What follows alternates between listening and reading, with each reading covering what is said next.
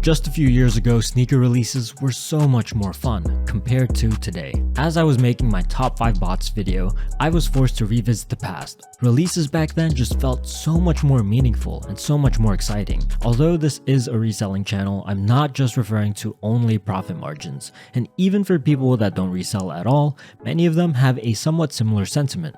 Just to double check, I posed the question to some sneaker collectors in the community. Compared to 3 years ago, would you say sneaker releases are more exciting now, or were they more exciting back then?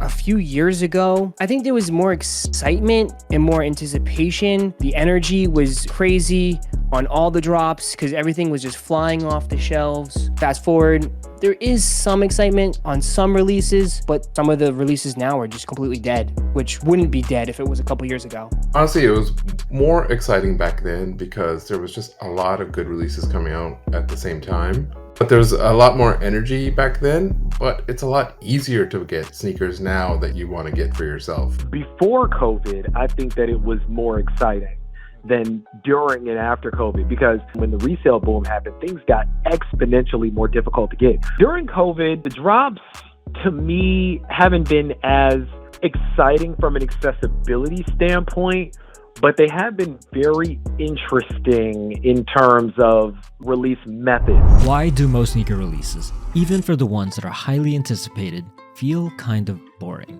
Today, I'll be trying to explore that question. I feel like the answer is a lot more nuanced than the main talking points that many other sneakerheads repeat over and over again. Here are the traditional arguments as to why sneakers are quote-unquote dead. Bots have ruined the sneaker game.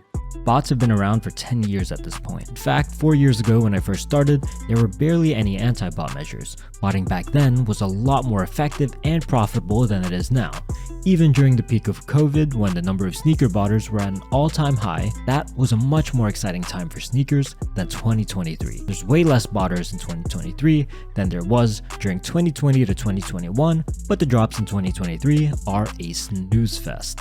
Sneakers are only about reselling now. Although these big resale numbers get a lot of attention, most releases now only resell for anywhere between $20 to $50 higher than retail price. Back then, even just a few years ago, people charged $100 over retail price routinely. Wouldn't you say that was a way more exciting time for sneakers than it is right now? Nike is a publicly traded company, which means they have a responsibility of maximizing financial value for their shareholders. Long story short, the company needs to make as much money as possible. As a company, a crucial part in getting people to continue to spend money with you is by listening to your customers. In theory, a customer will say they want X, your company provides X, and then everyone is happy. Now, what has been some of the main talking points whenever sneakerheads talk about their experience buying Nike sneakers? They can't get them. There's not enough stock. Botters are taking everything. How online retailers responded to these complaints is ultimately the reason why sneaker releases today are so boring. And here's why. As I went back in time and skimmed through some of my older videos, I was able to relive some of those moments. Every hype sneaker release felt like it was a worldwide event that anyone can participate in. A worldwide competition where luck, skill, perseverance, technical knowledge, and endurance were put to the test to see who can come out victorious. During a time when sneakers weren't region locked, every single website was fair game. Anyone who was serious about buying sneakers would attempt to purchase from every website that released, regardless of the region. Since they had different time zones, it would be quite common for me to wake up at 2 or 3 a.m. to go for these releases, and then go back to sleep so I can get enough rest for the American releases. Back then, there were a lot more websites releasing sneakers with first come first serve release procedure. On any given sneaker release, it would be very common to see the following websites drop first come first serve on the same day, all with somewhat decent stock. And by the way, this is just for the USA region. Alumni of New York, Social Status, Ama Manier, APB Store, Wish ATL, Foot Locker, Kids Foot Locker, Foot Action, Champs, East Bay, Undefeated, Kith, Shop Nice Kicks, Shoe Palace, Concepts, Bodega, JD Finish Line, Union LA, DSM New York, and the Nike Sneakers app, and many more websites that are escaping my memory at this moment. And if it was a Yeezy drop, then add on Yeezy Supply and Adidas. The vast majority of these first come first serve, and surprisingly, even if you didn't have a bot, for many of these websites there were a few tricks that you can do to make your chances of copying quite high, such as the Shopify queue bypass trick, the multiple people method, and of course, Footsight's sock jig. In-store, first come first serve for many of these retailers was very common too. To summarize this whole thing that I'm trying to say is that you had so many websites to go for, which means you had so many opportunities to buy hype sneakers for retail. Compare that to now, usually it's just 1 or 2 websites dropping first come first serve. I'll admit it's a lot less stressful and a lot less expensive as far as sneaker buying is concerned, but it's just a bit bland. And I think a lot of people will agree with me. Over time, little by little, many online retailers opted to just do raffles. So why and how did this happen? As I mentioned earlier, if you own a for-profit company, you want to listen to your customers. And every store that I listed earlier all had similar complaints, which went something along the lines of, I can't buy the sneakers because of bots. But back then, you were absolutely able to buy sneakers without bots. You just had to do a little bit of research on how to actually do it. You just need to be prepared at drop time. But people always want to point the finger and point the blame at someone else for their own shortcomings. Even today, some people blame certain websites that are virtually unbottable to be plagued with bots when it's just not true. The reality is, even if bots didn't exist at all, there's just not enough stock for everyone. But I digress. So how did these companies react to these complaints? Well, most of them moved away from first come first serve and instead decided to do raffles. Did this stop botting? Not a chance. Raffles get botted just as much, if not even more than first come first serve releases. Not only that, but this makes backdooring way easier to pull off. When an online retailer does first come first serve, there's many ways to tell how much stock actually dropped, but when they put up a raffle, it's impossible. In fact, back when I attempted to bot raffles, some of the developers were able to confirm that there were a few websites that put up their raffle form for almost every hype release and they just never pick winners. So what ended up happening to the stock that was allocated to their store? Probably backdoored. And what's stopping an online retailer from just selectively picking their friends and family to win?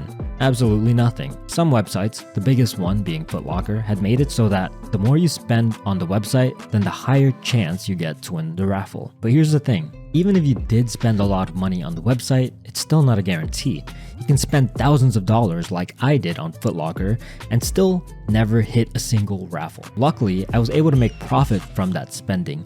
But I would imagine that there would be some people who just spend maybe even more money than I did just for the sole purpose of having a higher chance of winning raffles. And at the end of the day, not winning any raffles. It makes perfect business sense, but I can't help but feel as if there's something off-putting about that. If I'm not mistaken, there's a few skate shops that got called out on Twitter for making it a requirement to spend at least $40 to $50. I think it was for customers to be able to enter a raffle for a chance to purchase a sneaker. So if you don't want to spend any extra money, some websites are outright not even an option for you. So let's compare the online first come first serve and online raffle release procedures. For first come first serve, the main complaint that people make is that they have to compete with botters. But here's the thing. Anyone can get a bot nowadays. It costs as little as $5 to rent a bot, link in the description, and there are many communities that can help you learn how to bot, link also in the description. Although it won't be free and success is still not guaranteed, you have a choice here. You might not even need to bot, as some websites have really good anti-bots. But now, let's list the things I was talking about earlier for online raffles. Not only do you still have to deal with botters, but now you have all these other issues that are out of your control. I'm not saying that all first come first serve releases are not prone to any of these problems at all, but with raffles, it's infinitely easier to do. Also, just to make one thing clear, I'm not saying that all raffles are unfair. Some raffles are very fair. Here's another thing with raffles. It's just boring. Putting your name in a hat is a lot less entertaining than a test of skill, technical know-how, adaptability, speed, and luck. All of which are put to the test within a matter of 20 to 30 seconds where everyone is competing against each other. So, if I had to pick between the two online procedures, first come first serve would be the obvious choice. What is another thing that changed between then and now? Higher stock. Now we have a new Dunk colorway dropping every day and Panda Dunk seemingly restocking twice a month. As a result, we are now living in the Panda Dunk pandemic. What about the taxi ones? This is a beautiful colorway and the leather is buttery. This would have easily been $350 if the year was 2019, I'm pretty sure. But it's barely over retail. The reality is, scarcity of a product has a profound effect on demand. Many sneakerheads say, just make more stock, Nike. So Nike delivered and boom, retros sitting in stores. This is what you guys wanted, right? Here's a perfect recent example, Air Force One Tiffany's. When the preview for this was released, man, there were a lot of people hating on the shoe. When it turns out that this was actually hard to get, oh, it's fire all of a sudden. Come on. As long as there's demand, there's value in the exclusivity of a shoe. If they restock the Off-White Air Force Ones every month and they made this a general release sneaker and anyone that has a Foot Locker near them is able to buy this shoe, it will absolutely erase a lot of what makes this collectible sneaker so special. Personally, whenever I see someone wearing that pair in person, my jaw is on the floor. But what if I saw the sneaker every day? It's a beautiful shoe designed by one of the best. Rest in peace, Virgil Abloh. But I really wouldn't care as much. And that's the hard truth that sneakerheads will never admit. So when sneakerheads say I want more stock, I don't believe them. They just want enough stock so they can cop for retail. But when Nike adjusts the stock numbers to a point where they make it easy for them to cop for retail, all of a sudden they don't want the sneaker anymore. But the main takeaway from this is that because of higher stock numbers, we go for less sneakers. And going for sneakers that are basically sitting in stores, let's be honest, that's boring. By the way, I want to acknowledge that there are several sneakerheads that really don't care about the hype and they just want the convenience of being able to buy any shoe they want whenever they want at their own convenience. It's an opinion that I respect, but in this video, I'm strictly talking about what makes sneaker releases exciting. Also, people may argue that rising retail prices might be a contributor to the reduced demand. It might be correct. In reality though, in the case of Nike Jordans anyway, accounting for inflation, most models are cheaper now than their original price. The real problem lies in quality control. In the eyes of the everyday shopper, they see prices going up and quality going down. The Jordan 3 Reimagined sneaker released for $210 and a lot of customers were saying that the leather looked different between the right and left shoe. Back in 1988, the Jordan 3 elephant print was a design choice, selected by Tinker Hatfield in response to Michael Jordan's desire for a more luxurious look and feel to the shoes. But today, we get a pair of sneakers where the right shoe can look way different than the left shoe.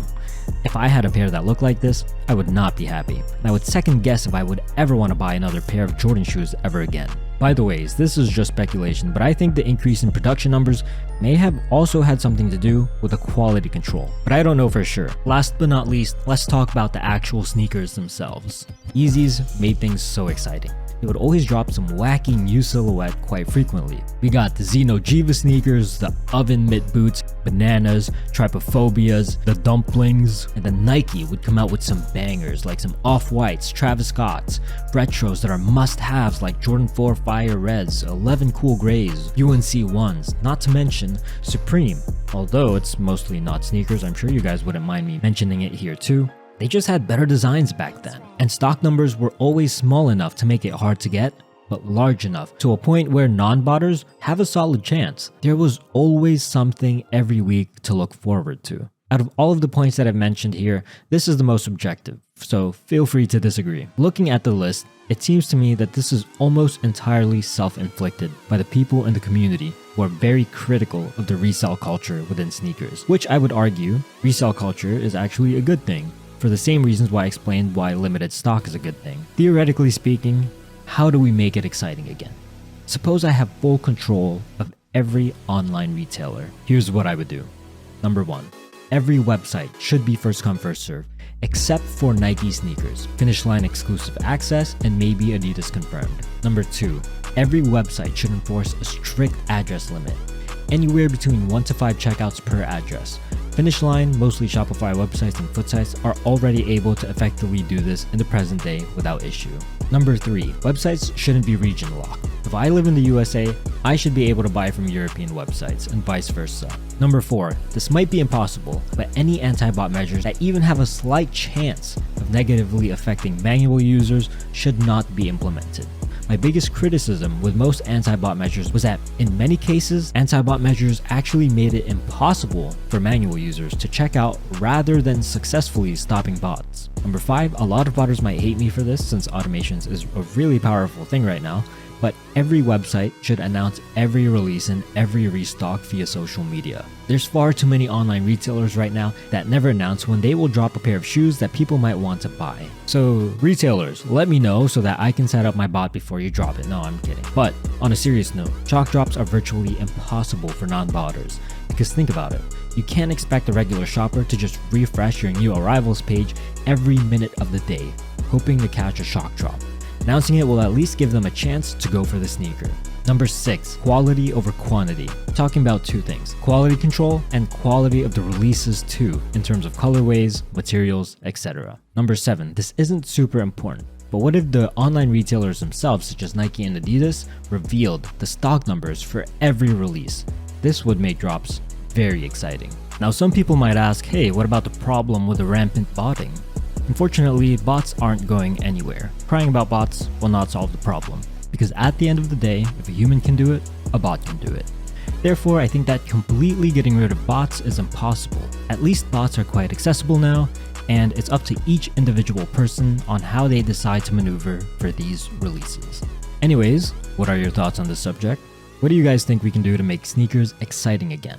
Let me know in your comments below. Please keep it civil, and I'm very excited to read through them.